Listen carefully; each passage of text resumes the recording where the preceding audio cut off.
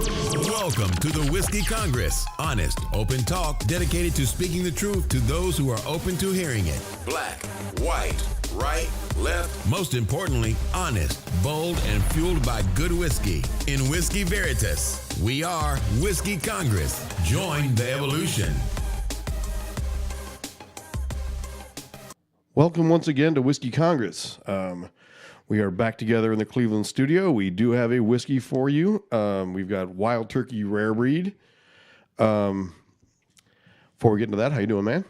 I'm good. How about yourself, man? Doing good. I've been sick as a dog for like 2 straight weeks dealing with the pollen in North Carolina. I feel like I'm finally heading the right direction. So perhaps some Wild Turkey Rare Breed will help the cause. Wild Turkey, get a little hair on your chest. Yeah. Clear you right up. It'll do that. Holy shit, this stuff is potent. Yeah, it packs a punch. And Wild Turkey is traditionally always strong. Right. Isn't their typical typical bourbon is 100 proof, right? 101. 101? Okay, that's right. Wild that's right. Turkey usually comes in at 101. So, well, this is 112.8. Yes. It's that 0.8 that'll get you. Right. Listen, you know, that last little sip sometimes might be the beginning of the end or the actual end. It's good. I like it. Right. I mean, the flavor, it is strong, right? I mean, you can't ignore that. Right.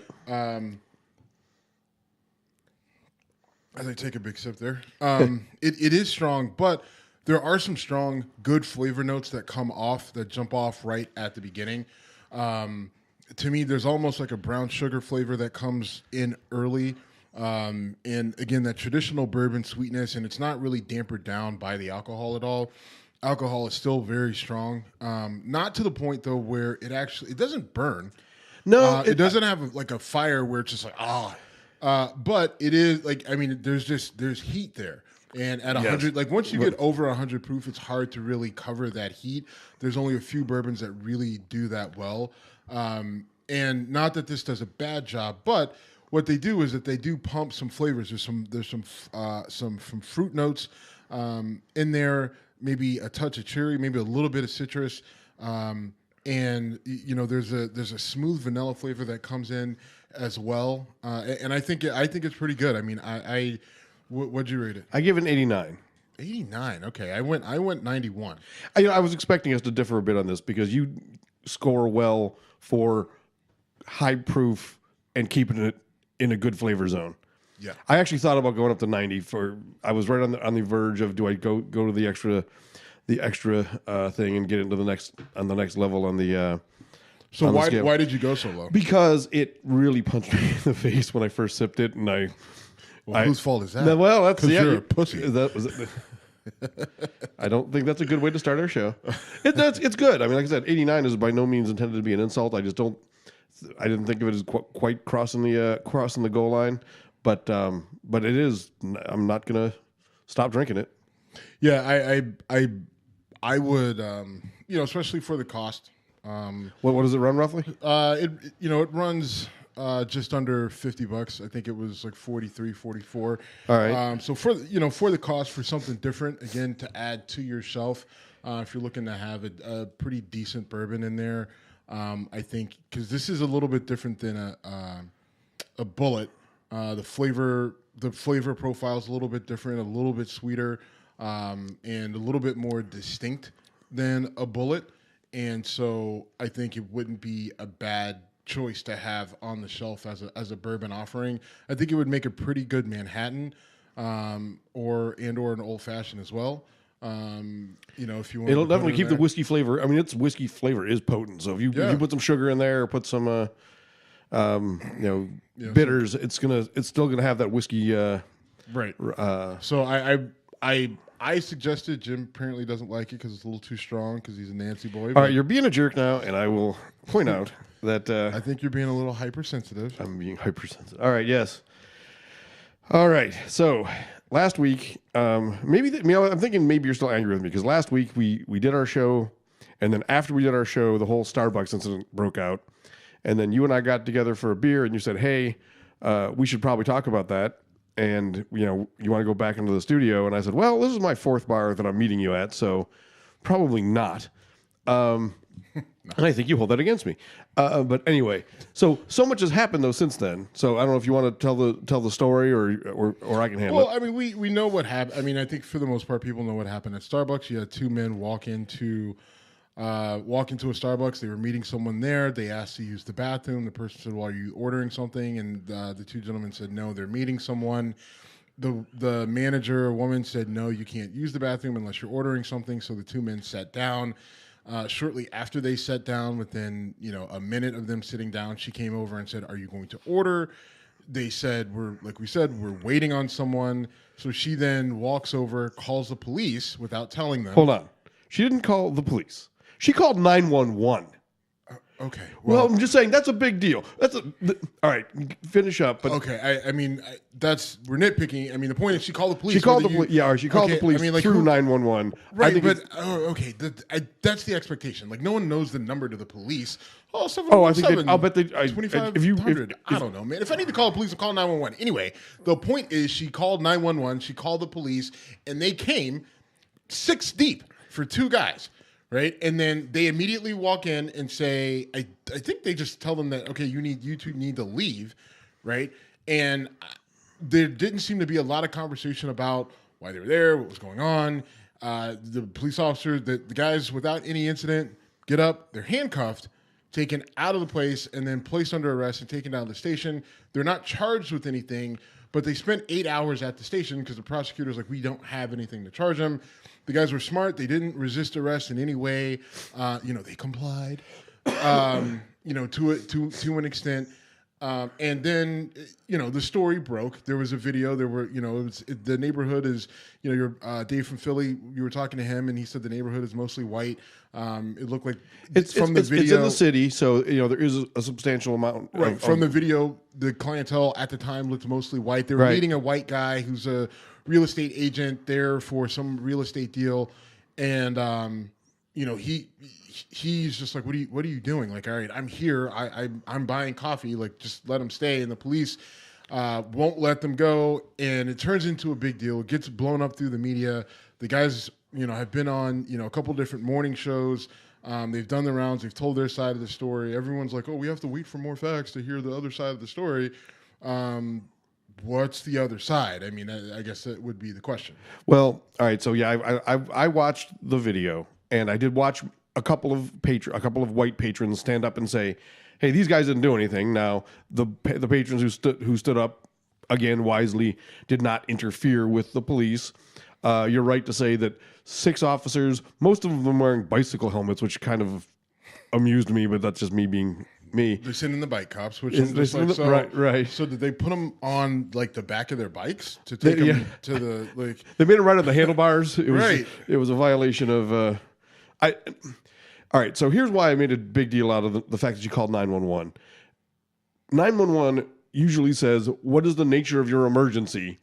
And when told there's a couple patrons in my store that aren't leaving, or a couple of people in my store that are not leaving, they're trespassing. I don't know why the 911 operator didn't say, "I'm not getting the emergency part of this. Please call the regular police." Whatever. The fact that they responded to an emergency call, right? So no, they're going to get dispatched. When they show up, why didn't they say, okay, so... And that's a great point. Like, so I actually wrote about this, obviously, on our website, whiskeycongress.com.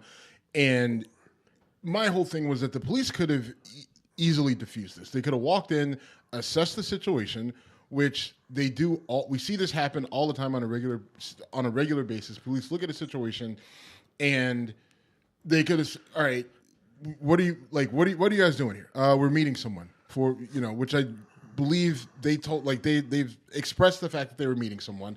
We're meeting someone. All right, well, where's the person at? He said he's just a couple minutes out. Okay, now this is what I would have done if I'm an officer. I would have gone to the manager and said, what's the problem? Oh, well, they're not buying anything. All right, well, these guys, they say they're meeting someone.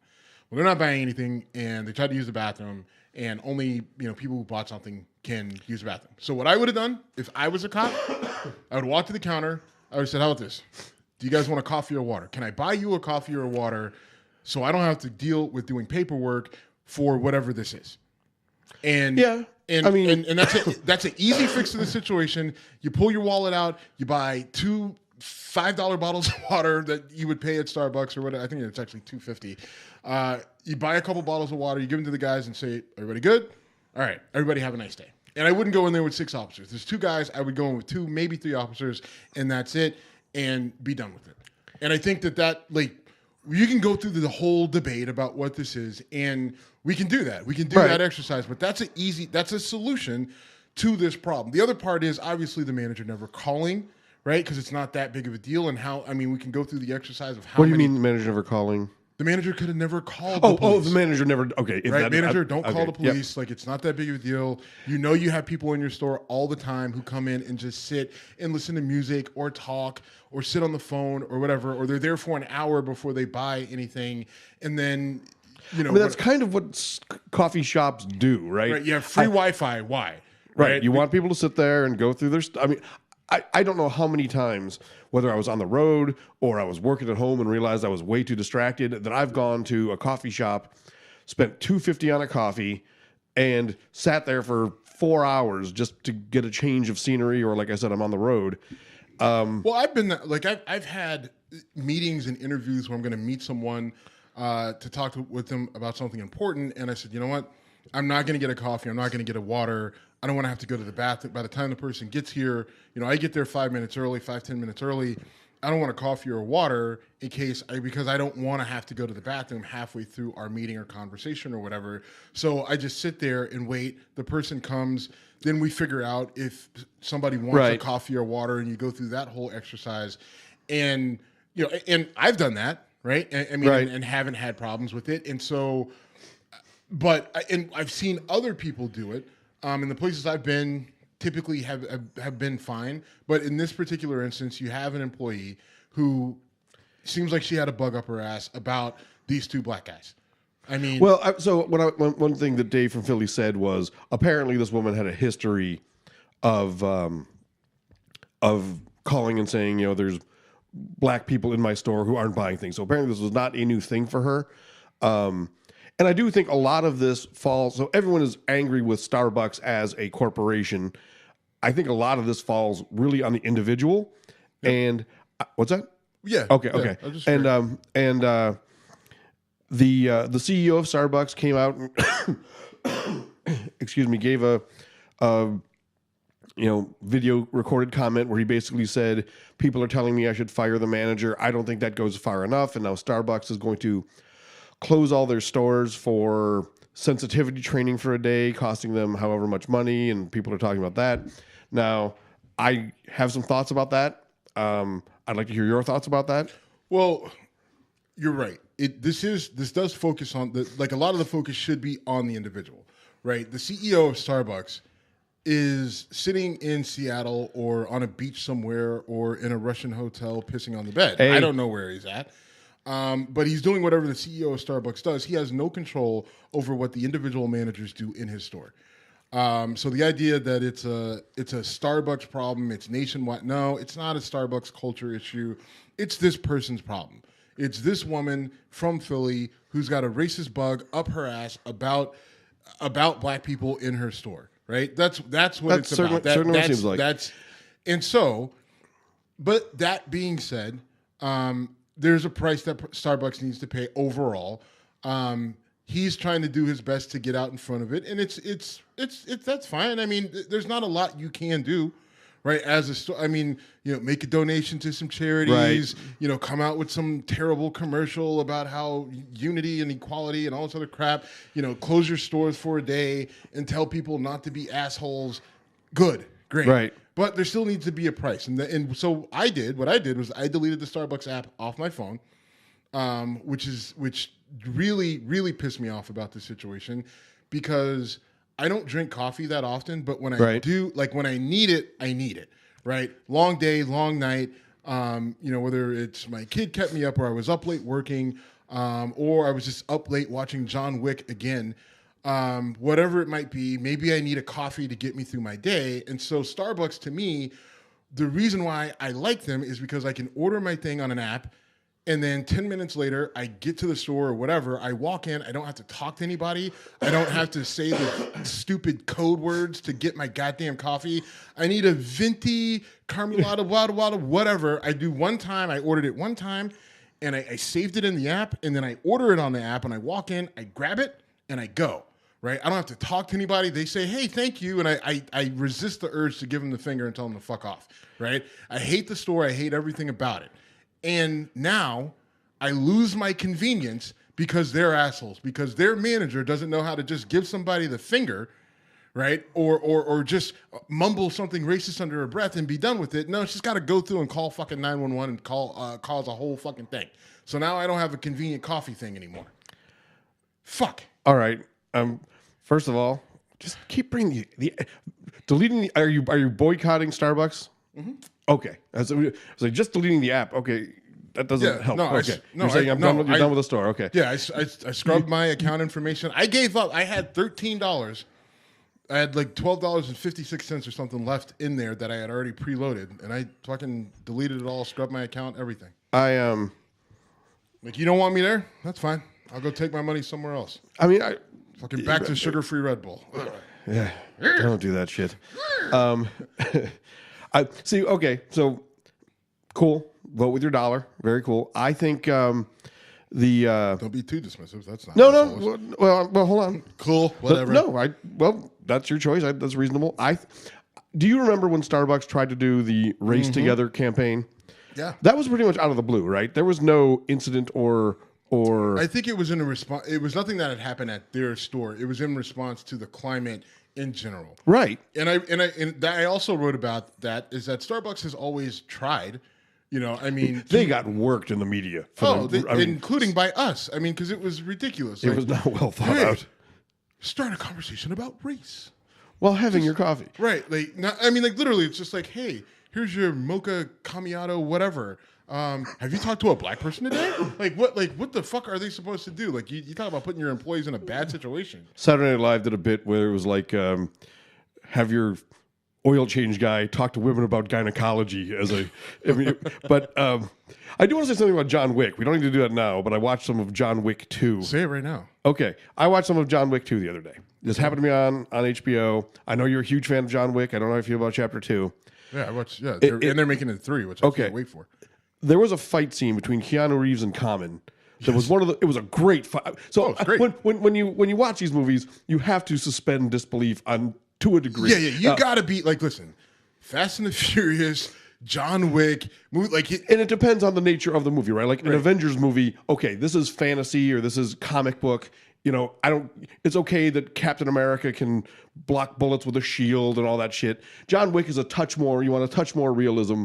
Yeah, a little bit. But when they do gunplay or combat right, that I love that in a movie. And the fight scene between the two of them, where John Wick has a gun, Common doesn't. I don't know the character's name. Sorry. Yeah. And they're in this struggle for position, and there's a gun involved, so they're obviously mindful of that, and it's gritty, it's well done. They're mindful of that. Anyway, all right. So it's not. You're right. It's just it's such a my dismissive way of saying, and there's a gun there. They're mindful of that. Yeah. Okay. So anyway, really, really well choreographed fight scene. Yes. I really thought that was great. Okay. And then watching it later on, and they're walking through a train station, like casually, like as they're walking, winging bullets through a silencer at each other.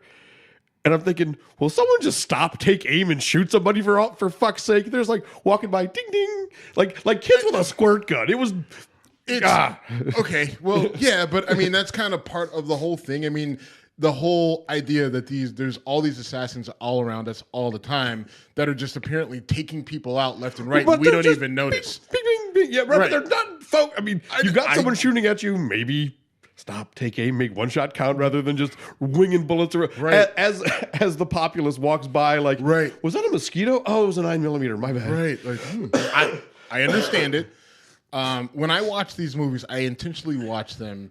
Like, I get fully involved in these movies where I place myself in them, not as the hero, but like I'm sitting there, like in it. Right. I mean, because for me, otherwise, because if you try to take them too seriously, and you think through and like, well, that can't happen, or that's ridiculous, right? Like you're just never gonna enjoy these movies, absolutely. Right? Like just go kill yourself. I mean, because what are you gonna do?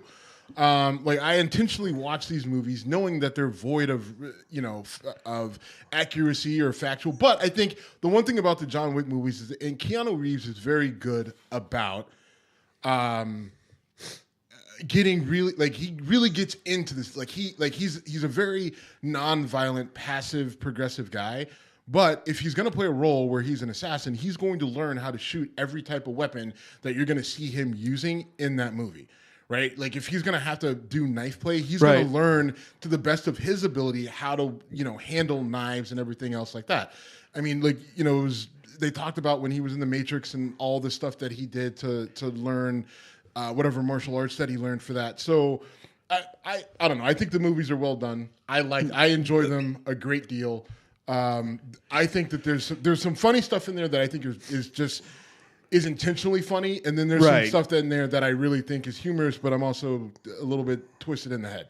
So I don't know. So I listened to Cohen Noir on Joe Rogan. He talked about doing like the same combat simulation stuff that Keanu Reeves did for preparing for movies. I don't know if it was specifically for John Wick. It might have been for the Matrix, one of the Matrix movies.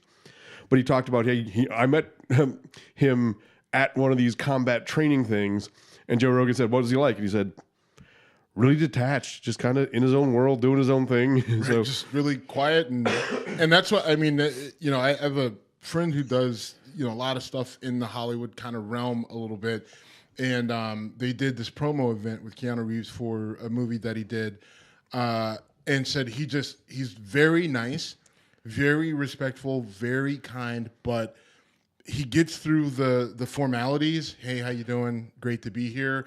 And then after that, you're just like, I don't know where he's at. Like I see him physically there, but mentally, I don't know where he goes to. It's like he's in a constant state of far off zen.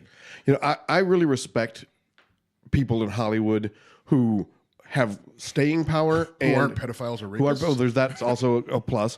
I'm mindful of that. But no, I really respect people who have staying power and diversity in their careers. And take a guy like Keanu Reeves, who has been Bill and Ted to John Wick. That's some range. I mean, whether or not you consider him a great actor or not, he has lasted a long fucking time. Bill and Ted came out when I was in high school, and he's still doing John Wick movies, being a badass. Yep. And he's got the Matrix movies under his belt, and then he had that movie, was it The Advocate?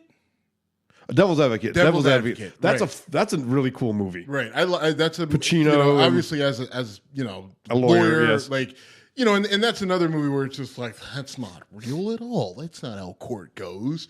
But it's one of those movies that I enjoy. So, holy shit, we got derailed. That's good though. All right, but so back to Starbucks. Back to Starbucks. This whole thing of them taking a day. Right. I think. This is why I'll give them credit for that.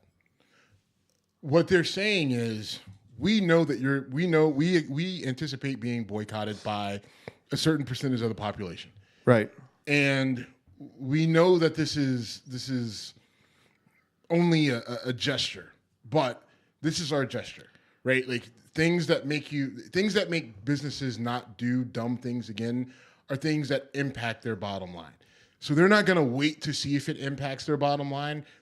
They are taking the step to actually impact their bottom line, right? And so they're going to shut down these stores for however long, for an entire a full day. I think, yeah. And they're going to lose however much money that they're going to lose, and that's going to impact their bottom line. Now they're still going to lose. They're still going to lose money because I think there are people like myself that are just going to say, all right, then I gotta cut you loose. You should use your $12.57 just so that they don't get that money for free. I was torn about that. Well, I thought about that. Just like, so I just give them this money, but I did, and I don't know if I can actually still. I mean, I'm sure there's a way I could get back to it, but whatever. My whole thing is though, while they are doing that gesture, for a broader point, is for marginalized people in this country. Black, Latino, women, gay, whatever. at some point in time, we have got to start to harness the power that we have financially, right? Right. Black people alone in this country spend $1.3 or $1.5 trillion a year, right? Which seems amazing, right? Because according to fucking conservative Fox and Breitbart, like, we don't have any money. We're just these freeloading welfare recipients. But black people spend $1.3 to $1.5 trillion a year in the U.S. economy. So at some point in time, we have to start to redirect those dollars in places where they don't mind us being physically in the store, in places where, and in events and with groups that are mindful of things that we're conscious of and that we want to improve and that we're about, right? Like, at some point in time, black people have to start to think like these groups that have advanced themselves, whether it's the Jews or the Asians or the Italian or whatever, right? Like, when Italians first came to this country, they really only worked with Italians. Like, they worked outside of their group when they had to, but when they bought food and when they bought clothes, they bought it from other Italians. The same with the Jews and the same with the Asians and the same with the Polacks and everybody else, right? The Irish and whoever. Like, when they had to go outside of their group, they went outside of their group.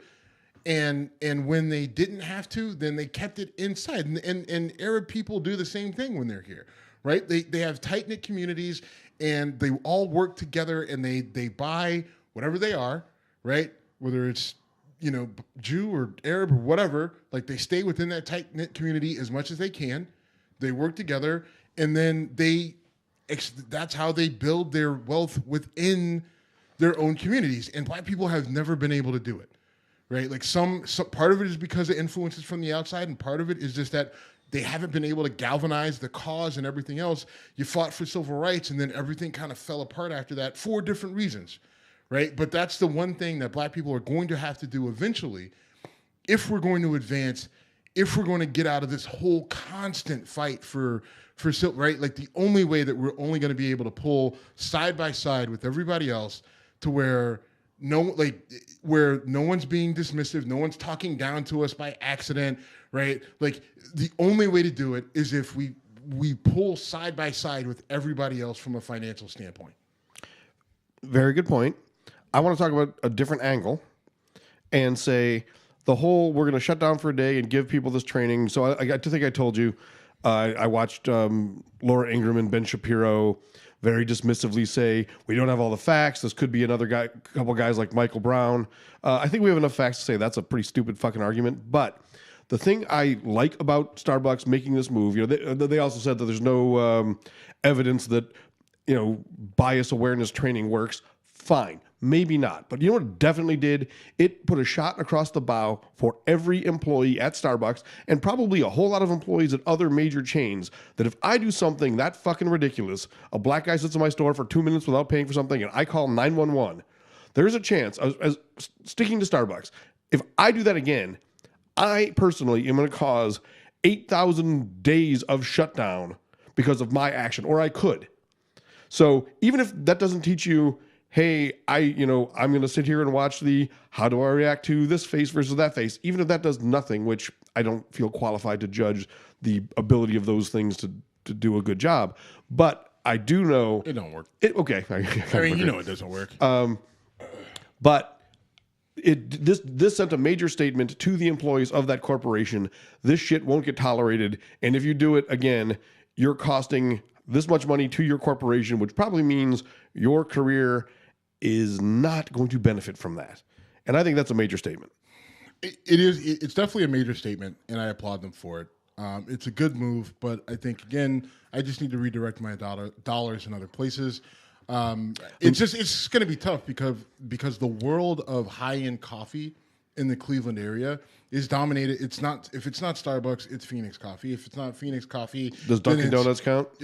I tried to go to a Dunkin' Donuts and I hated the experience from top to bottom. Okay. Right? Like, they didn't get my coffee right. They fuck up my coffee every time. They didn't get it. Like, they didn't get it even close. They gave me the wrong size. It wasn't the right thing that I asked for. And whatever they gave me was gross. And I was like, hey, this is all wrong from top to bottom. And they were busy. And the woman looked at me like she had this look of despair. And so I said, you know what? I'll drink it.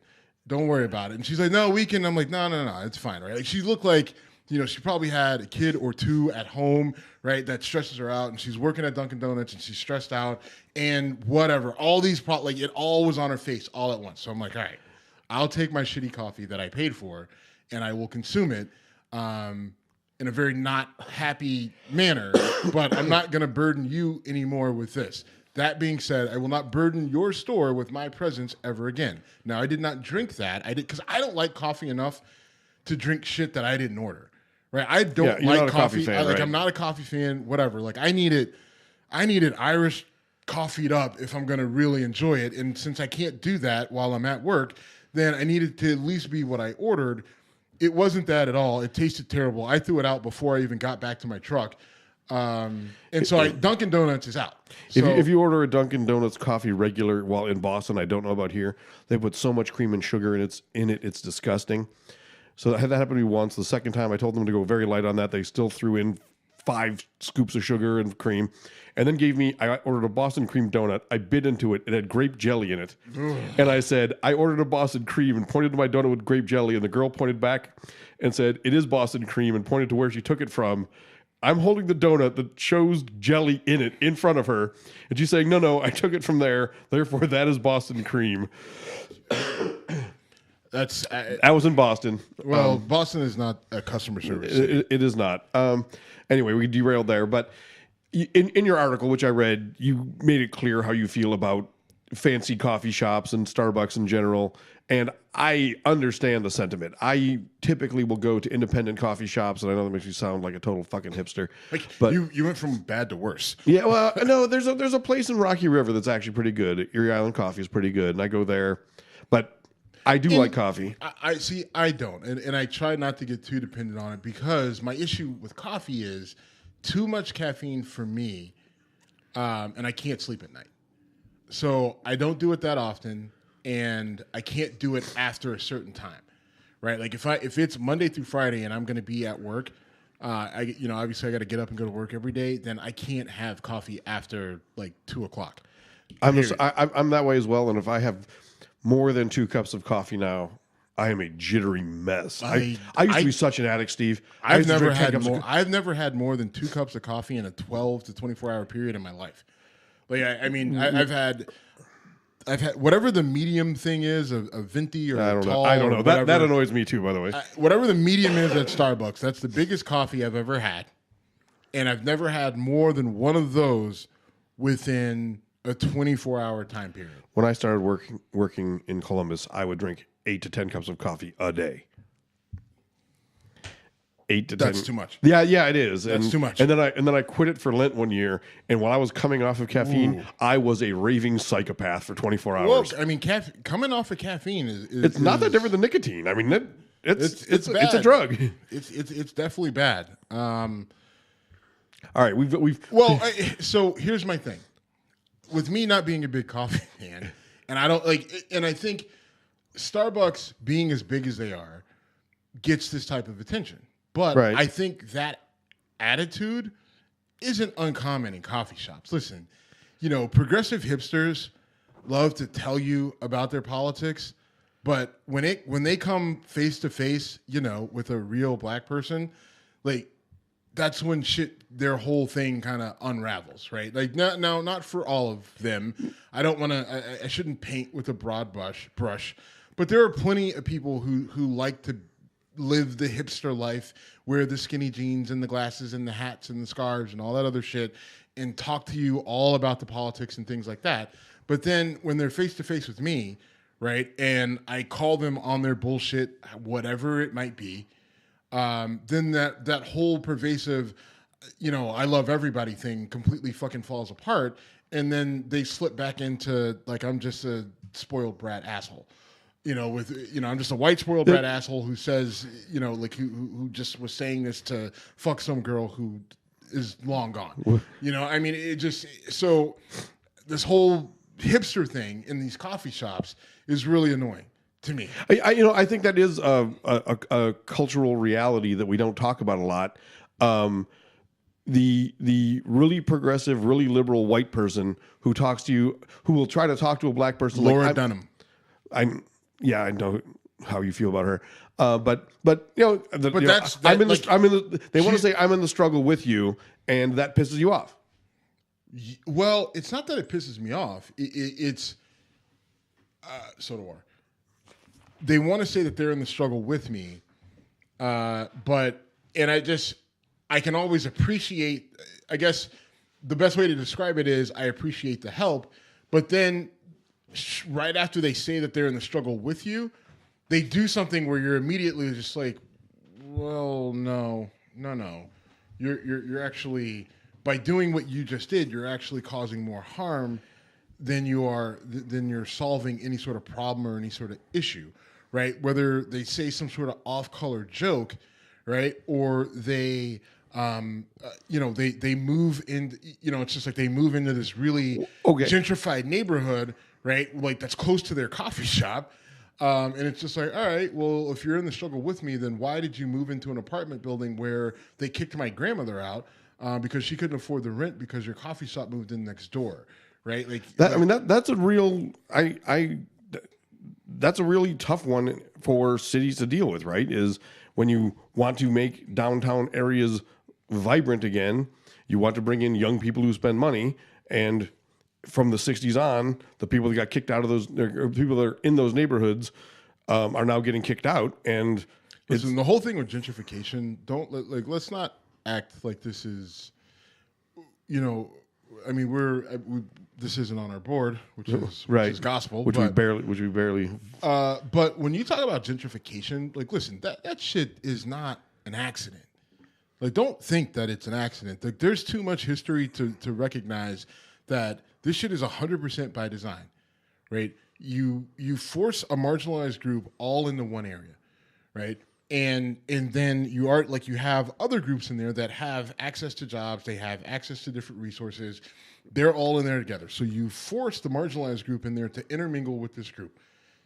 You know what's going to happen, right? You know socially, you know economically what's going to happen. You're going to have white flight, right? They're not going to mix well, and they're going to take off. And they did. And when they do that, what do? As a government, as a local government, you devalue the property that the marginalized group lives at. No matter what, the property is devalued. No matter what the tax base is, no matter where people work, how much money they make, whatever, the property is devalued. And so that depresses the value of the property. Everybody leaves. They leave and they wait till the property. Then not only is it devalued by the actual local government, but then it actually starts to devalue because people don't have the money to take care of the property and all the other things happen. And then you have the blight and then whatever. And then those people in that neighborhood, they have to leave because it's so bad, right? Like they can't live there anymore. So they do whatever they can to get out. You have a brain drain, you have a physical drain, and then there's nothing left except the people who they're too old to move or they don't have the ability to move, whether it's a mental disability, a physical handicap, or they're just so poor that they can't leave. And then that's when you come in, and then that's when, people in the local government, the mayor and the city council members start talking about, oh, well, this neighborhood has nothing going on. Why don't we try to revitalize it? Develop it. Yep. Right? So they call who? They call developers like me, right? And I come in, right? But not me, because I'm an affordable housing developer. They call in they call in the big guns, right? Just the private developers. And they're just like, oh, well, we'll do retail and we'll do apartments and we'll do this and we'll do this. We'll buy this whole block, right? Well, there's people living on that block. Well, you figure that out, but we're buying that whole block. And you've got this amount of time to do it. And if you don't do it in this amount of time, you lose this amount of dollars. And do you want that amount of dollars known to the public that you lost that for this area that needs money so bad? Do you want that? And, oh, by the way, we're going into an election. Oh, you don't want that because you do want to get reelected. Okay, well, figure out those people who live there. They need to be gone by this amount of time. I don't give a fuck where they go. And they get just enough money to not be able to afford to move anywhere, but they can't stay here. Figure it out. And that's how it goes. Okay, you're right. I know. No, I know. No shit. I don't need your fucking validation. You do it's this, my fucking job. Yes, you do this for a living. There is. I don't think. Do you believe white flight would happen again today in the same way it did in the 60s and 70s? Absolutely. Do you? I don't. I don't. Fucking stupid. All right, you can say that. Mr. I don't call names, and I'm above everybody else, and I'm not dismissive, and I'm not insulting. Okay, whatever. So, all right, I just called you stupid. I didn't call you a cunt. I didn't call you anything like that. All right, okay. All right, but you honestly think... I think racial attitudes have changed so much from the 60s to today that white people would not freak out just because black people were around them. Okay, if you don't think in Rocky River, if you had... if all of a sudden you had an influx of... African Americans and Latinos move in all, like, let's say a number of houses, like, let's just say for whatever reason, a number of people died in Rocky River, right? And all of a sudden, all these houses came for sale, and everyone who moves out there because because of their schools and blah blah blah. If all of a sudden Rocky River went from 98% white to 88% white, you don't think you would see. You don't think that you would see a mass exodus within 2 years from Rocky River? Mass exodus? I do not. I think you would see a massive flip. I think as soon as it got to 88%, within 2 years, you would see it. You would see it close to 70% shortly thereafter. Easy. All right, and that's a huge flip for a place like that. What you're describing, a huge flip. And what you would also see, their schools would immediately be downgraded. You would see their taxes immediately would go down. All that shit. All right, I don't think taxes ever go down when they can be avoided. That's not because you're not paying attention to areas. Where that type of shit happens. Okay, trust me, taxes, like, if they feel the value of the because what happens? I see property prices come down, so then people whatever their zone or whatever. They get reassessed. Reassessed. Sorry, this is your career, not mine. So I don't know all right, but I don't think y'all hate it. Y'all hate not knowing shit. Well, this is your area. We're gonna. All right, now I'm gonna talk about thermodynamics later. We'll see how that goes. Sure, work it in there, buddy. I will. You don't know what I watch at night on YouTube. There's not a lot of YouTube thermodynamics shit. Right? For a reason. It really was boring as fuck. There's a reason that there aren't movies with Jack Nicholson and Tom Cruise about engineering, okay? Don't talk about boring and being on YouTube. Like, people have put some amazingly awful shit on YouTube. That is also completely fair. I was watching things on composting on YouTube today. I noticed your compost thing is like freshly emptied, and you got some new weird shit growing in there.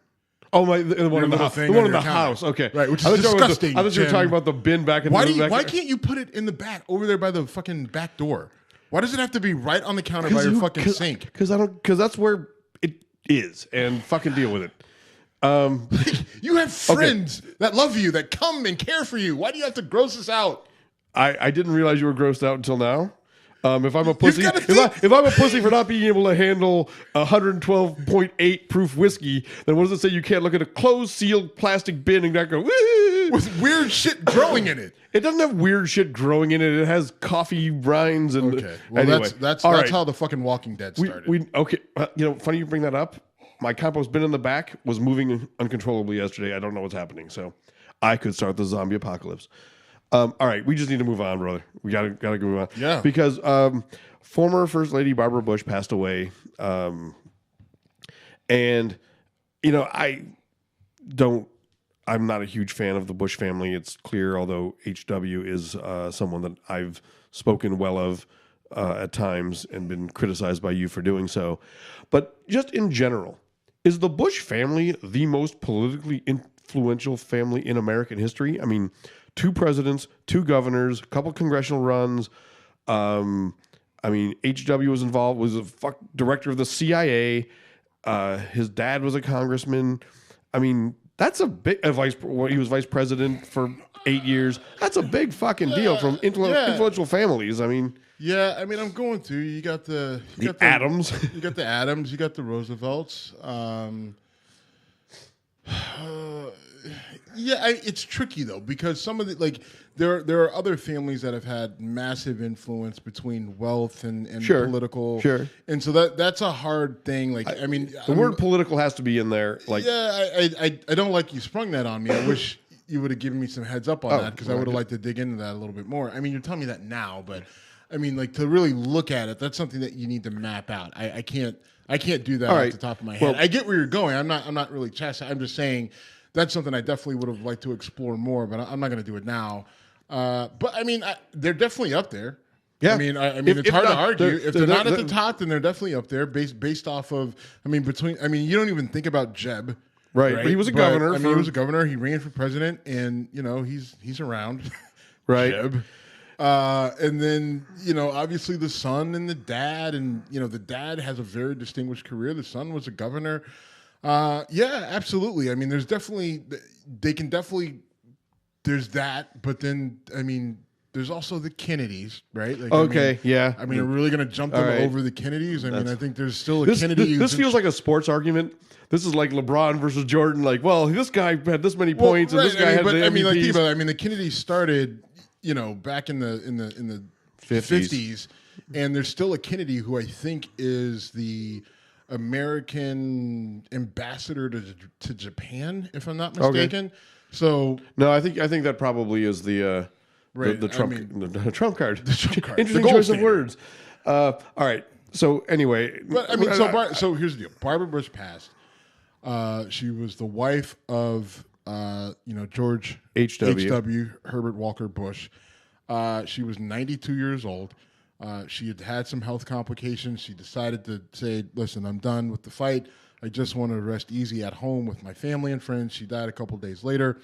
Her funeral was yesterday. I think. Today, and our president is not there, but I think his wife is going to something. She is, yeah. And I'm not going to say a lot. I don't have a lot of positive to say about Barbara Bush. I think, in terms of there's her past and some of the statements she's made, I think paint a picture for me that tells me who and what she is. At best, she's an elitist. At worst, she's worse. All right. So I won't get into it. Now's not the time for that. It's not the time for it. So that's all I'm going to say about it. You feel more passionate about giving her a eulogy, so no. Actually, no. That's not what I was going to do. Two things. One, I think I'm going to give Donald Trump credit for not going because his presence there, given his personal tensions with Jeb, with Barbara Bush's clear disdain for Donald Trump, would have been a distraction, and I think he actually made the right move. Or they told him don't come. Well, I'm sure they told him that, but at least he had the good sense to listen. Yeah, or the Bushes said to be part of the door. Don't come. That would have been awesome. Don't come, and then he wanted to get out in front of it. That's the right thing. However, it got there. When you got here today, we were getting ready for the show. I told you what Roger Stone said. He has been since banned or had a speaking arrangement canceled on him. Roger Stone. On the Alex Jones show said... Remember who Roger Stone is? Oh, sorry. Roger Stone is the former assistant to Donald Trump, President Donald Trump. True. But for him to come out and say she was a nasty, vindictive drunk, if you lit her, if you cremated her, her body would burn for 3 days, which shows he also doesn't know thermodynamics. It would actually burn much faster if it was booze soaked. Yeah. And then he said something like, she's going to hell, she's not going to heaven. I mean, for Roger Stone to say that in public, what a douchebag. Even if you feel that way, now is not the time. I called names, sorry. Fine, I about the timing, but I just think, like, you were I can't even get it out. Wow, like, you were an advisor to Donald Trump. Like, I mean, pot meet kettle. I mean, like, Donald Trump may not be he doesn't drink. He doesn't drink, but I mean, everything you're saying about Barbara Bush could probably be attributed to Donald Trump in some way, shape, or form. So I just think that it's interesting that he's like losing his shit over Barbara Bush. It's just, I mean, whatever. Again, like I said, I don't want to. I really don't want to bash a 92-year-old woman who made it. I mean, and whatever her secret was for living that long. If she was really drinking that heavy and made it to 92, I like this plan, and I was pretty much signed up for it. I got to think that she was drinking whiskey, right? But I don't know. She's from New York originally, so she might be a vodka girl. Whatever. All right. And then we had the whole. Speaking of Trump, we had the whole Michael Cohen, Trump Hannity fiasco this week, which is hilarious to me. It's so ridiculous. So I've made it very clear on the show in the past how I feel about Sean Hannity. I believe last week I said I wanted to get in a boxing ring with him. Yes. I did say that. You know, I didn't. So we were drinking pretty good at that point. The next day I thought might have been over the top. Still mean every word of it, and I would knock him out in under 2 rounds. I would hope so. Our show, listen, you get in a boxing ring with Sean Hannity and lose, our show is over. Right? It's over. It's over. Like I'm deleting all episodes. Let's face it. He ain't getting in the ring with me. Well, fair. But anyway, so Michael Cohen. What about Joe Rogan? I'm not getting in the ring with Joe Rogan. He would fuck me up in no time flat. You want this to happen so badly, you son of a. I think it'd be good for our show. I don't care. I do not. I will. All right. Not worth it. No, it's not. It would be horrible. And I'm a huge fan of Joe Rogan. But anyway, so what if me and Joe Rogan got into a ring? I don't know that I like your chances. You got a wrestling background. It's not about. Would you allow that to happen? Like you're not going to allow you and Joe Rogan, but would you? I would say it's up to you. I would respect your individual choice and say, Steven, if you want to do this, I have your back. Got it. You wouldn't. You'd be cheering for Joe Rogan the whole time.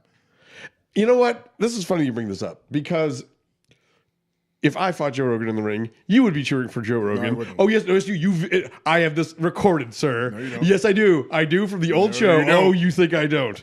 I know. I know what you I said. flat out said that you would feel bad if you ever choked me unconscious because you're that much bigger than me. But watching someone else do it would be very amusing for you. I will find this. Okay, amusing. Like, will I find it amusing? Yes. Okay, but that's okay. I'm not. I mean, I'm not rooting for it to get to that point. But if it gets there, will there be a hee out of me? Yes. But that's not the. You're splitting arrows. You're splitting. You're splitting hairs. But that's here. Not the result. I'm You'd actually be cheering for me. Yes, I don't want like. You keep thinking that I want you to go into a ring with Joe Rogan and just get pummeled. Yes, I don't want you to get pummeled. I would like you to go into the ring and represent yourself well. But ultimately, watch me get choked out and laugh at me. Well, I mean, which would happen, by the way. It would. I think it would. Well, I think the dynamic of, hey, I'm such a big fan. Bam. Of yours, bam. You know what? No. Hold on. I have no problem punching people I'm friends with. I've boxed friends and family members multiple times, and I can try to knock you out and then hug you 30 seconds later and mean it both times. Well, good. Which is why I think we should do this. I'll tell you what. We'll do this like we'll do this. How about if you can set up me and Hannity, I will fight Rogan after that. No. How about this? I will set it up for you and Rogan to fight. I will fly us to Los Angeles. I'll fly us to Los Angeles. I will set it up for you and Joe Rogan to fight, and I will give you a very small window to sub yourself out and sub me in to say, you know what, I can't do it. I can't do it. You have to do it. But at that point in time, then the dynamics change, and I don't know how. Somehow, all right. We're going off the rails in a huge way. But I will. I think it's worth it. I'm going to try to do it. I also stand by my pledge that having never smoked weed in my life, if Joe Rogan will have us on his show, I will smoke weed for the first time on his show. I've said that. I need the fight to happen, though. Give me high first, and I might agree. No. How about this? We go through the fight, and then after the fight, you got your bumps and bruises. And I don't need the weed. You get. All right. You smoke a little ganja, and then maybe you'll feel better. Do we want to talk any more about Michael Cohen and Hannity? I don't know what else there is to say. Well, here's the thing. So they're making a big deal about Michael Cohen and Sean Hannity, and they're asking, is there a conflict of interest? Should Hannity have told his listeners that he was using Cohen for legal advice or whatever? Here's my thing. The left, the media, the liberal media, whatever you want to call it, progressives, everyone who hates Trump, is jumping on this, and because they want Hannity out, because Hannity, all he does is trumpet, Trump. Is there a conflict of interest? Yeah, there obviously there is. But it's not a legal thing. But it's not a legal thing, and it doesn't fucking matter. Like Fox went out the window. Like, it's obvious that Fox is all in for Trump, save for the one Megyn Kelly, who's gone, or no, the one guy. He's the gay guy. I don't know who you're talking about. I think it's Shepard Smith. Oh yeah, you're right. Shepard Smith and Brett Baer, I think, is relatively objective. Breaking news: Sean Hannity favors right, and Trump. Then, like Juan Williams, like that poor guy. Like he's whatever. Anyway, so they're pushing this whole thing. The left is pushing this whole thing with, Sean Hannity is, he needed to disclose this, and he's not being objective, and he should have told his listeners. And yeah, no shit, he's not being objective. Like, he's never been objective. What the fuck does this? How does this change anything? Right? How does this change anything for anyone? Right? I mean, like, the way Sean Hannity was talking, like the way, like, his interactions, his interviews, it was obvious that he himself was trying to get into a position of comfort with Trump and everyone associated with Trump. Like, at no point in time did I think that Sean Hannity was being objective about anything. Right? Like, I mean, the things that he's saying, the way he defends Trump blindly, none of it makes sense. So this whole idea, like, well, he should have told people that, Michael, why? What difference does that make? I completely agree. What listener would have been like, oh, well now this changes everything. Exactly. It turns out he was on Trump's side the whole time. Like, what listener is looking at this right now? Like, everybody on either side that's not working for the Washington Post, the HuffPost, or ABC is just like, who the fuck cares, right? Like, we thought he was being paid by Trump. Like, the way that Hannity, like, will go to his grave for Donald Trump and all things with the Trump administration, there is no one who thought that Sean Hannity was just this objective guy who happened to agree with the president on every single thing, right? Like, Sean Hannity spent $5 million of his own dollars to make a movie about Christian values. Okay. And the movie, I don't know if it even made it to a red box. I think you can only find it on Hallmark, on demand, through the app, with a special type of Nokia. Was Kirk Cameron in it? Just a guess. No, Kirk Cameron turned it down. That's how bad. Are you joking or not? I'm absolutely joking. But, okay, good. But this whole thing about the movie is real. It's a really bad movie that got little support. I believe it was made. I have no idea how you would see it. You probably have to go to his website. But he made this movie about Christian values and everything else, right? So it was the battlefield Earth of Christian values. And basically. So now, but he will defend Trump to the death about Stormy Daniels and everything else. Now listen, Trump's relationship with Stormy Daniels and whatever Playboy model and all that shit, it doesn't really fucking matter, except for the fact that if they paid Stormy Daniels off with campaign money, with campaign money, to hope that she didn't somehow use her knowledge of their relationship to influence the campaign, right? So she comes out right before voting day and says, "Hey, I banged Donald Trump, and I've got a video of his dick or whatever, of him fucking me." They're trying to prevent that. So here's $130,000. Go away. Don't say anything. If they did that, then that's illegal because it's against campaign finance law.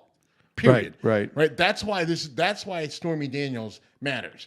Right. But if they just paid her to, like, shut up, because this is the standard way that they dealt with Trump sleeping with random women now, which is a tough thing, because we have it appears that Michael Cohen's major role was cover up affairs. Hey, I'm gonna bang porn stars and pretty much models anything, and whatever, and then I'm gonna pay them to not say anything about it, and I need you to handle that for me. Yeah. Right? And if you can show a pattern of that, and this fits within that pattern, then you're fine. Their problem is Trump slept with Stormy Daniels back in 2006, 8, 9, 10, whenever it was, and they paid her in 2016.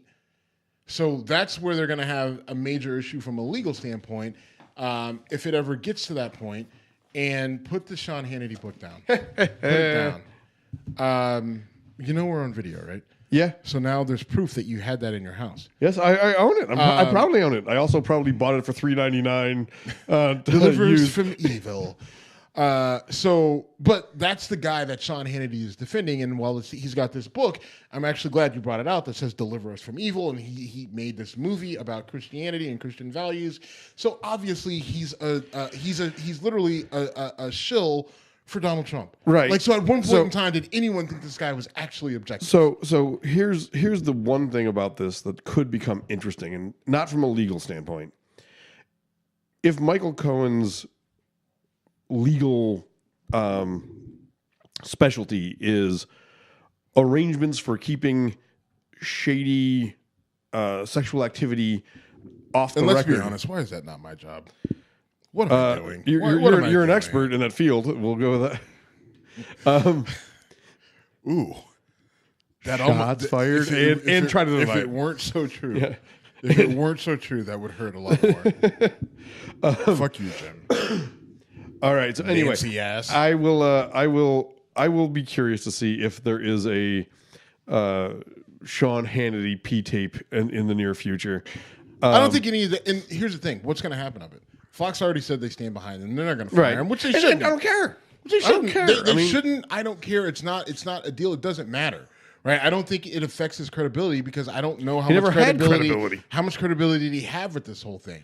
Right? And listen, if you support Trump, that's fine. But I think that at some point in time, we have to be honest about who we support. Right? Like, so here's the thing: Mike Wood, friend of the show, he talks about how he is sympathetic towards Trump and maybe is not necessarily a Trump supporter, but he hates the constant attacks and the misrepresentation. Okay, fine.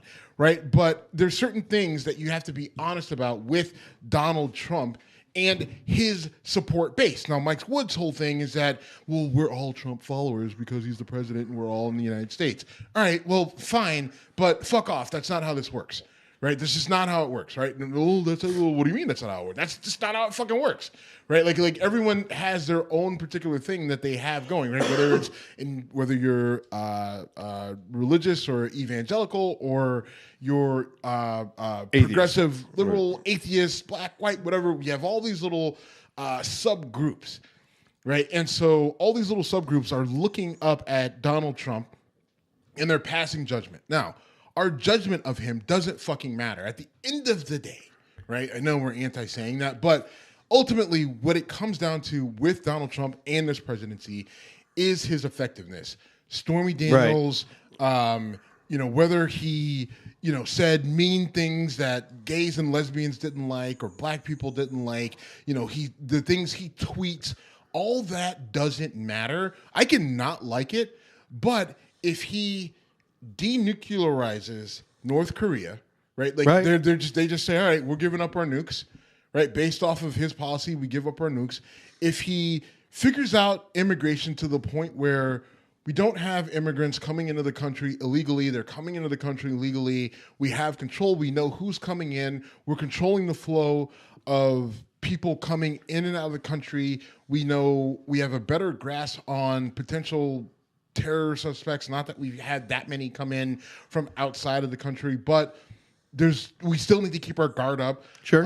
If we get those things resolved, if our economy continues, on an increase, and this whole thing with tax reform works out, if this whole thing with tariffs work out in the positive, then I have to give him credit and say, listen, I don't like your delivery, I don't like your methods, but ultimately it was effective. And so kudos to you, Donald. Yeah, right? if that happens. But we have a long way to go before we know if that's the case, right? Like we're 1 year in to a 4 to 8 year run, right? And we don't know the effectiveness of any of this. Correct. We don't have enough data to say that everything he's doing is working. We don't have enough data. There hasn't been enough time. We haven't compiled it. Everything that you're looking at is just a snapshot, and you need to look at it over the course of 4 years to be able to say, all right, this worked, this didn't. And sometimes you need to step years beyond that, right? Sometimes what's happening on the ground now doesn't really manifest and until listen, we can. years I later. mean, we can look. We're still trying to figure out what we got out of Obama. I think there was some good, there was some bad. I think some of the domestic policy worked, some of it didn't. I feel like there was a lot of foreign policy that didn't work. I agree. And then overall, what was the presidency? I mean, I don't know, average to slightly above average. Go further. Go further back. Go to Bill Clinton, right? I mean, I would have called Bill Clinton such a great president at the end of his term. Right. And look now, you look at the his policy and a lot of things on of foreign his policies. I think he did a good job. I think Bill Clinton did a good job of foreign policy, But and like now maybe someone who was fighting in those wars caused by his policy may disagree. I don't know. But then if you look at some of his economic stuff, or some of the look at decisions the mass incarceration, something we talk about all the time. Yeah, not many people have their fingerprints on mass incarceration more than that administration. Yeah, right. From him to his wife and everybody else involved. All so, right. I mean, I guess like Mike's big thing is that he, for some reason, he attacks us on our opinions. he does. But he's our friend. We should have him on the show. We're gonna argue with Mike. We gotta have him here. Fair, but here's the thing. It's my fucking show. So here's the thing. It's our fucking show. It's our fucking show, and on our show, I can say whatever the fuck I want. And one of the things is like, if you don't sit there and call me out on being anti-Trump or whatever. Screw you. Oh, I'm with you on that. I've been fair. I think we've been fair to him. Like, now listen, if Trump says something stupid and I call him on it, I'm allowed because he fucking put it out there. Fair. Just like, like Mike said, oh, you guys said something stupid. And he called us out. Guess what? Donald Trump said something ridiculously stupid, so I'm going to fucking call him out on it. No argument there. That's all I'm saying. Deal. And the pen got slammed. All right, brother, we got to talk a little bit of sports because you and I are going to do an NFL draft preview. Yes. We're going to talk about this. We've talked about this. Oh, here we go. The dancing is going on. All right, so we're going to do this week. What is the goal of our preview? Now, it's a mock draft. We're doing 2 mock drafts. So we're doing a full 32 team first round draft. This is what we need to define. No, there's no fucking see. Listen, first round only, all 32 teams. First 10, top 10. Give an explanation of why you think it's going down this way. Okay. Now, if you can do it. If you want to do trades or whatever, you don't want to do any trades. You want to do it straight. Fine, just do it that way. All right. You just need to explain the top 10. Now, Fair. if you have a trade, right, let's say the Bills draft at 12, right? They do. So if the Bills trade up to draft at the Browns 4, right? Then you need to explain. Then at 4 you're going to have to explain it. What do we give up to get there? At 4, you're going to have to explain it, and then at 12, you're going to have to explain it. Okay. Right? And then anything from 10 down, if there's no trades from any of the teams drafting after 10, then you don't have to explain anything. Just put the player that you think that team is going to draft. Okay. And then and the other thing is talk about your team. So you're a Bills fan. They draft at 4. So if you they draft at 12. If you don't have them doing anything like trading up, then you talk about why you think that they're going to take this player specifically, and maybe talk a little bit about their season and what kind of has you feeling the way they are. You're a Steelers fan. They're drafting late 20s, I'm guessing. Yeah, I think the Steelers draft 29. Sounds about right. They were all right. So those are kind of those are the ground rules for us in terms of putting it together. Okay. And I just think, listen, in this time of year, this is, besides work and my kid, this is what I'm paying the most attention to. I wish that wasn't true about me as well. I have looked at so many fucking mock drafts, listened to so much shit on Buffalo Sports Talk Radio, and this drives me nuts. I hate that I'm spending all this energy listening to this stuff, and I hate that I'm self-aware and yet still keep doing it. Well, you know what, for me it sucks is that I love it. And that's what I ultimately wanted to do. That's one of the big things, other than, being the ultimate, the next fucking Thurgood Marshall, I really wanted to be involved in sports law, working as, a general man. Like, ideally, I look at Sashi Brown, and I want to punch Sashi Brown, who was for a brief period of time, the general manager for the Browns, because I'm just like, oh, you had it, bro. Like, that's exactly what I would have done, is taken that and then used knowledge. But see, Sashi Brown, I don't think he ever played football. And if he did, I don't think he played in college. Maybe he played in grade school, whatever. But Sashi Brown was a lawyer who then jumped into the role of general manager, but and he did some different things. He did some good and a lot of bad. And the Browns are terrible. They went 1-15 and then 0-16. Yeah, right. I mean, they were 1-31 in 2 years with him as the general manager. So, Sashi, you screwed it up for us. But like that's where I really wanted to be in this whole grand scheme of things. So, on the one hand, it sucks for me to do this because I'm just doing it as a regular schmo. But on the other hand, it is something that I love to do. I love sports. I love the NFL. You know, you want to talk about Colin Kaepernick and racial justice and all that other shit. Fuck you. I love the NFL. I love football. It has provided so much for me in terms of opportunity and entertainment and enjoyment and relationships that I'm not going to let it go because you're telling me that I should because you've got some bug up your ass. Sorry. It's just something that I love and I'm not willing to let it go because when you start letting all these things go, right? That like, oh, you like this? Let that go. You like this? Let that go. Okay, I've done it. All right, well, you stripped me of everything. So you finally got to say, love. I hate Starbucks. I can let that go. Right. I mean, like, it's just that like, felt right, good. Like, that was a tie you liked cutting. Well, I mean, like, I should be able to, like, part of the thing is that I should be able to control myself what I enjoy and what I don't enjoy right. and what I have. And part of that is if I can't enjoy anything, right? Because everything is racist and everything else. I can't enjoy anything because if you enjoy anything too much, then that means white people have too much control over you. Then I'm like, what? Well, what the fuck are we fighting for? Right? So are we fighting for a whole life of just constantly fighting and being fucking like, what are we fighting? Where does that get? So like, and that's what we're passing on to our kids. I got to be able to enjoy something. I'm not letting go of the NFL. Screw you. I don't care about the concussions. You get paid a lot of fucking money. Deal with them.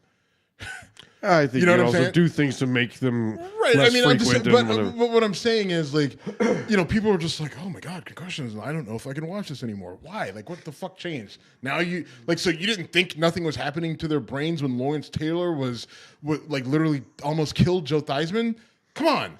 Well, he broke his leg. He broke his leg. No, I wasn't going to go there. I was going to say that if you look at the game today versus the way it was in that era, you know, in those days, destroying somebody for the sake of doing it as they reach for a ball over the middle of the field was considered a good play. They made videos of it that they sold. Right? NFL's greatest hits, and you just watch people get annihilated. I watched a ton of those videos. I'll never forget. Greg Lloyd said that once. I'm no fan of Greg Lloyd, but I'm sure you were a huge fan of Greg Lloyd. Huge, 95 outside linebacker for the Steelers in the 90s. Grambling, and did he? Yeah, I didn't know that. I maybe did. I just forgotten it. But you know that shit. Shut up. I might have. Fuck off. But knew that. I know random sports shit.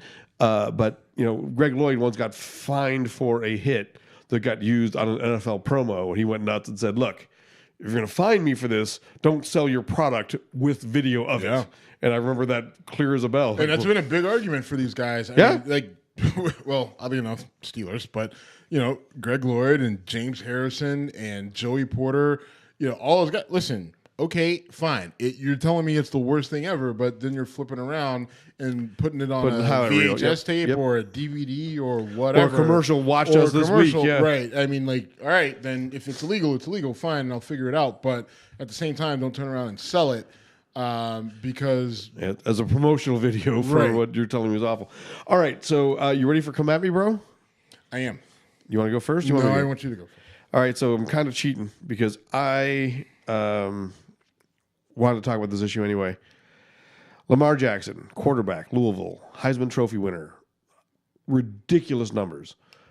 A few GMs, mostly older white, not mostly, all older white guys said he should try out to be a wide receiver. How much do you think that was driven by race? It was mostly by race, but I don't like. It's not a big deal. Okay. They are what they are. Bill Polian started the whole thing, but the NFL now is so driven by numbers and what you can actually do, And I don't think I think the biggest thing holding Lamar Jackson back right now is that when Lamar Jackson talks, he sounds like a black Southern guy who grew up like in a black Southern inner city. He's got a Southern drawl. He's got an accent, twang, whatever you want to call it.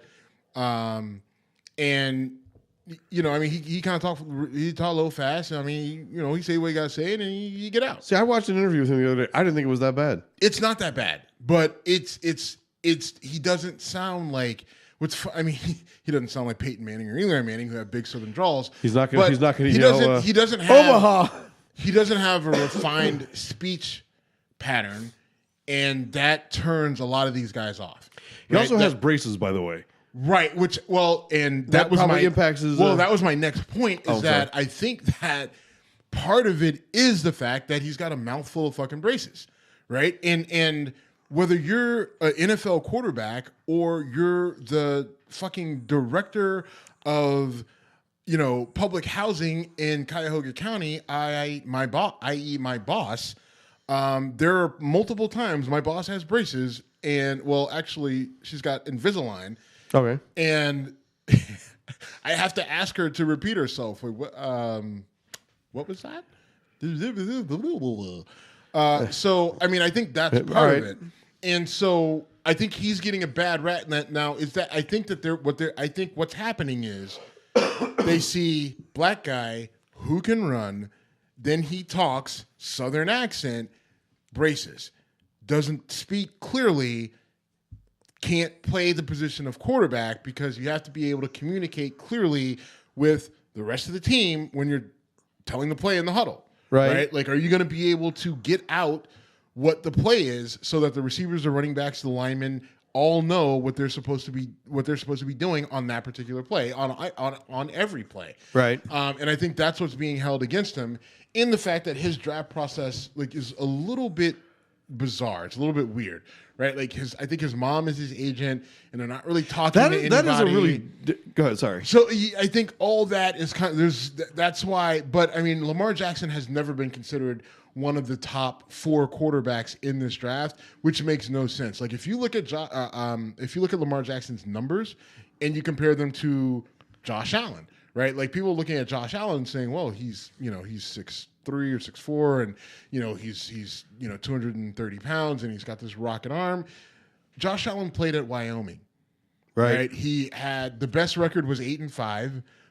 He never threw for more than 2,800, or maybe I think he had one 3,000-yard season. I don't know the think numbers. He did. I know this year he had 17 touchdowns last year. Right. I mean, he had 17 touchdowns last year. His touchdown to interception ratio was okay. His passer or his completion percentage is actually lower than Lamar Jackson's, and Lamar Jackson played at Louisville in the ACC against much tougher competition week in and week out. Right. Lamar Jackson had way more passing touchdowns. Lamar Jackson had 30 passing touchdowns, by the way. And then, don't forget that he also had an additional 20-something rushing touchdowns as well this year alone.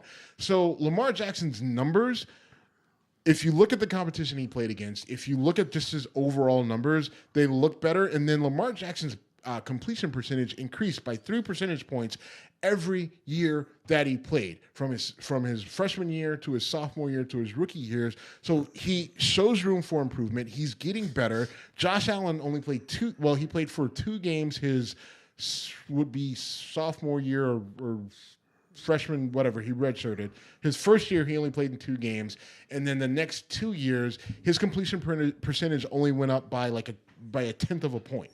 Right. And then he played in less games as a senior than he did in a junior. So as he did as a junior. So we don't really know what we're getting out of Josh Allen in terms of improvement from year to year. Right. We actually haven't seen it. He only played in a couple games his first year. His second year, he played a full season. His senior year, he didn't play a full season. So we don't know did he get better? Did he get worse? Did he stay the same? Everyone's saying he's getting better through the draft process, but I need games to verify that. I want to talk about this a bit more. Do you want to do it now, or do you want to wait till our draft show? Okay. Keep going. So I was in the airport the other day talking to my buddy from Buffalo that I always talk Buffalo sports with. And I was saying that I do not want the Bills to trade away the sun, the moon, and the stars to draft a quarterback really high, because I think at 12 they will have a shot at Mason Rudolph or Lamar Jackson. And I would feel as good with Lamar Jackson or Mason Rudolph as I would any of these top 4 guys that are getting all this hype. Josh Allen, I've seen mock drafts where Josh Allen is the Bills' pick and they trade up to number 2 and give up a ton. And if that happens, spoiler alert, I will lose my fucking mind. You've witnessed me melt down on draft night at least once, I think twice. I will go nuts if they do that. That would be fair. I mean, listen, my whole thing when you're drafting quarterbacks is, one, you got to take guys who win. So looking at this draft, I'm looking at a guy out of Oklahoma in Mayfield, Baker Mayfield, who won a lot of games and showed me a lot of pizzazz in games that mattered. He beat Ohio State. He beat he didn't beat Georgia with Georgia, but he went toe to toe, and they didn't lose that game because he didn't play well. They lost the game because Oklahoma just didn't have the defense to be able to match Georgia's offense. And Georgia gave Alabama a run. I mean, Alabama lucked out in that they had a backup quarterback who just, stepped into the right moment at the right time. So, looking at it, of the guys that are available, Sam Darnold was an average guy in terms of numbers, in terms of winning, in terms of whatever, right? He's got good size, he's got a decent arm, but he turned the ball over a lot, and he was an average quarterback in the Pac-12, where, listen, there's plenty of opportunity to win a fair amount of games. Josh Rosen, he played at UCLA, same conference as a Sam Darnold, similar record, not quite as good of a record, looks better pure passer, but again, in terms of winning games and making plays that say, right, he's the guy, he can get you there, he can make up for these sort of deficiencies in your team. I don't see that in any of these guys, but Baker Mayfield, I saw him throw guys open. Right, he's not that tall. Oh, he's only 6'1". Well, I mean, I've seen it enough to know that you don't have to be fucking 6'8". Brock Osweiler, yes, is 6'8", and he's fucking terrible. Right? We've seen guys tall, short, everything in between. Does he have the mind to do it? Does he know that he needs to throw guys open? Does he know how to find soft spots in zones? Does he know how to get behind man? And those are the sort of, and what type of receivers is he throwing to? All that shit matters. So, yeah, let me finish my point with my buddy from Buffalo, though. So I'm telling him Lamar Jackson is a pretty, exciting guy. And I said, just look up his numbers. And literally, he's at home, Googles Lamar Jackson, went, holy shit. I said, I think he had 97 touchdowns combined throwing and running over his final 2 seasons. That's video game shit. Yeah, that is crazy. And his numbers are crazy. And the biggest issue with Lamar Jackson is sometimes he just misses throws. He does. He just flat out misses throws, and you're like, I don't understand it, because other times the kid can't miss. Right? He's dead on target. Right now, I'm a little bit biased because I had a friend of the family whose son, young Vito, he's playing offensive line at Louisville. So I'm partial, and I watched a lot of those games looking for Vito to get in, but I obviously, if I'm looking for him to play offensive line, I'm looking at the Louisville offense. And Lamar Jackson is a guy who, when he's on, he's on. He can throw it deep, he can throw it short, he can throw it touch, but other times he can just throw it like you got a receiver in the middle of the field and somehow the ball ends up on the sideline. You're like, what the fuck just happened? But then at the same time, he can be dead target. He can lead receivers. He can throw them open. He can run like a deer, a gazelle, or whatever, whatever animal you want to pick that runs very well. And he's electrifying in that regard, but that's not his first thought. Like, if you watch Lamar Jackson play, he goes through a progression. That kid doesn't. And the funny thing is, people are saying, well, I don't know if he's going to be able to figure out a pro-style offense. Like, well, then you're bad at your job, because Bobby Petrino runs a pro-style offense. It's not, and he doesn't dumb it down for college kids. Baker Mayfield threw a lot of passes behind the line of scrimmage and a lot of slip screens. That's not Bobby Petrino's offense. Bobby Petrino is going downfield and he's throwing in the middle of the field and he's throwing in tough positions to get to, whether it's college or pro. He runs a pro-style offense. Lamar Jackson ran that offense and he ran it really well, except for when he was throwing the ball really off target. Right, and that's the beef against him. I want to pick this up on Tuesday because I got more to say about that. But what's your come at me, bro, for me? Mike, so mine for you is a little bit related to this. If the Bills trade up to number 4 for the Browns pick, right, given the whole thing with Sammy Watkins. You son of a bitch. I'm already mad. All right, go ahead. But they get a premier quality player. What's your reaction? So I guess my question is, who would you accept that the like? Let's say they get Chubb out of North Carolina State. What are we giving up to get to number 4? 2 1s. 2 1s and a 2. 2 first-round picks and a second round. Like, so you have to give up your number 12, right? Because so we're currently drafting 12, 22, and then wherever in the second round to get Bradley Chubb when we desperately need a quarterback because we traded away our starter from the last 3 years. But you got McCarron. Yay. If we trade that to draft the defensive end, I am not taking it well.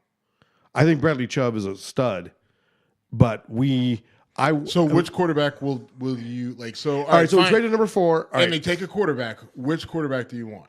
If we traded number 4 and draft Baker Mayfield, and you've sold me on this. We did this barroom talk, and I was not particularly a Mayfield guy, mostly because I was mad that I watched him stomp Ohio State, then spike the flag in middle field, and yeah, fucking turf field. He did that. But you off the air, you and I have had this conversation. Like, you know what? He can be kind of a jerk, but boy, his teammates love him. The dude wins. The dude can ball. I am going to give my trust to the current Bills administration until they give me a reason not to trust them. I think they did a great job last year in drafting and organizing, and I think the way they handle their trades this year. So if they make that move, and they choose their guy at quarterback, I want a quarterback. If they move up to number 4, I want a quarterback. Who do you want? My question. The only quarterback that I'll be happy with is Mayfield at that position. All right, and then who do you want at 12? Well, they won't have 12 if they stay. If they stay where they're at. I like Mason Rudolph. I like Lamar Jackson. Either one of those at 12, I'm happy with. Interesting. I want, truthfully, if they trade up to number 4 and draft Josh Allen, I will. If they give up all that to draft a guy who I think is a real question mark, I will lose my fucking mind. Is going to ruin somebody. Somebody's night on draft night is going to get ruined. And you know what? His physical talent is undeniable, and he's super athletic and he's big and strong, whatever. But if you give up all that for that guy, you know what? We'll save this. Is all right. Let's wrap this up and say draft preview. More of this talk coming up early in the week. Yeah, so Tuesday, we'll record it Tuesday. We'll drop it Wednesday. Draft starts Thursday, so you'll have that, and then we'll actually do our online mock drafts. Those will be available. We'll make those available Tuesday night. So check that out at whiskeycongress.com. Obviously, they'll be tweeted out and they'll be on Facebook. Available. You can find us at Whiskey Congress on social media. Thanks for listening. I know we went long. I'm sorry, but hopefully you enjoyed it and stuck around. Don't shop at Starbucks. We're out. Thanks.